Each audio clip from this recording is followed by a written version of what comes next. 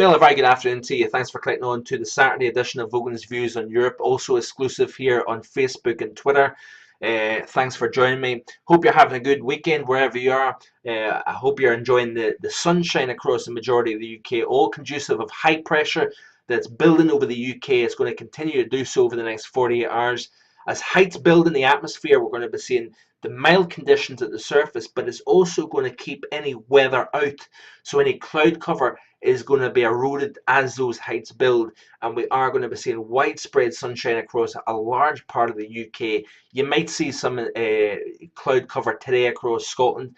That should erode over the next day or so, pushing towards Sunday and into Monday. As the high itself starts to build northwards, that should bring some glorious February weather, that's for sure.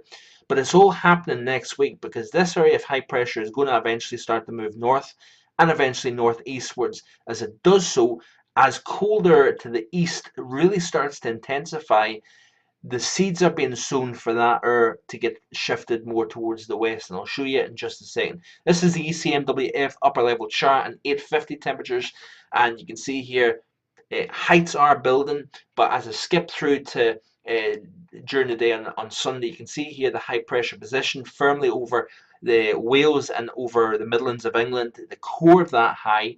And by the time we skip out to the day on Monday, you notice here how it's centered. It's actually strengthening because you can start to see the yellows appearing here. So it's showing the warming at the 850 level.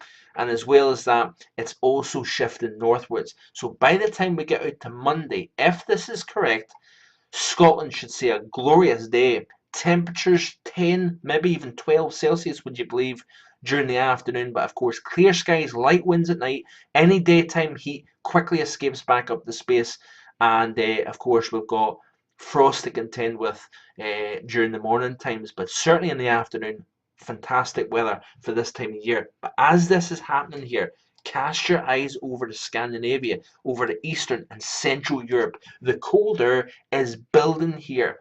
Why are we going to start to see this cold air coming westbound towards the UK? By the time we get out to Tuesday, the high itself is building and lifting northwards. As it does so, it's therefore starting to pull and tap this cold air here. Look at the blues, they're starting to brighten, indicating that the 850 temperature is actually growing colder as these days progress. Very interesting to see that because the high pressure itself is going up towards the negative NAO position.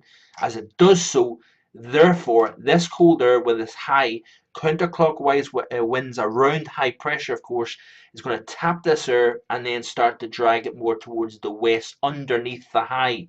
It's following the path of least resistance here within the atmosphere. By the time we get out to the day on Wednesday, look at that there. Notice here, the high itself, it continues to build northwards, and the cold air, like I say, is flowing with the embedded flow, with the steering flow around the high and towards the UK, and looking very interesting. Also, what's interesting here, and I tweeted about this morning, is the area of low pressure that's centered here. Now, remember, with low pressure, you of course got precipitation, you've got weather within that low. That is something we need to pay attention to. I've been saying this now for days, that my concern is at this point in the winter, when the atmosphere is more mature in its cool state, what we're going to start to see is the increased chance, with the pattern being the negative NAO, the AO.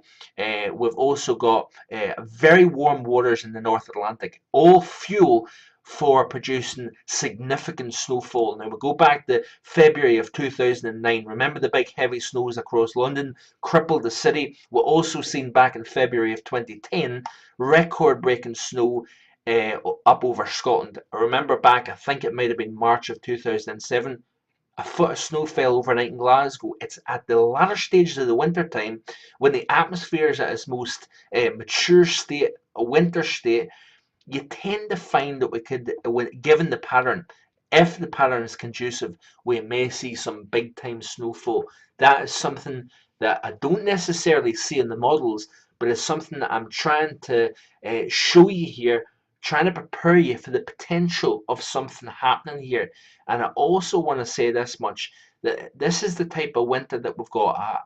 I call this a similar winter to 2009-10, but in a less severe level. It's definitely not on par with 2009-10 or 2009-10, but it certainly is very similar in the sense that it's cold spells continue to come back after spells of mild. Also notice that as we progress through the latter stages of the winter, that the mild spells are shortened. They're only lasting a week or so, and then the cold is coming back once again. So winter continually fight back.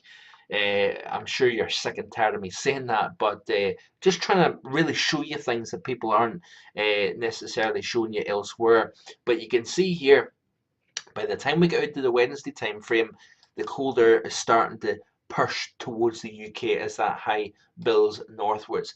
Now this is interesting. By the time we get to Thursday, I want to show you something here. Not only is the fact that the high is built northwards, that is important, it's also pushing towards the key location that we want to see for that cold coming into the UK. Now you can have a high pressure building northwards, and you can have the cold air flowing underneath that within the embedded flow. However, it can stop dead here and it never ever reaching the UK and Ireland. But the fact that this high is now starting to push up into Scandinavia, that's the perfect Scandinavian block, as they say, that will then force this air and push it right into the UK by the latter stages of the upcoming week, up in the next week. And certainly all this here is going into the UK. There's no question about that. I would be amazed if the model turns around and it doesn't happen. But certainly everything is pointing towards another cold blast next week. But it's that area of low pressure here that I'm watching very carefully, folks.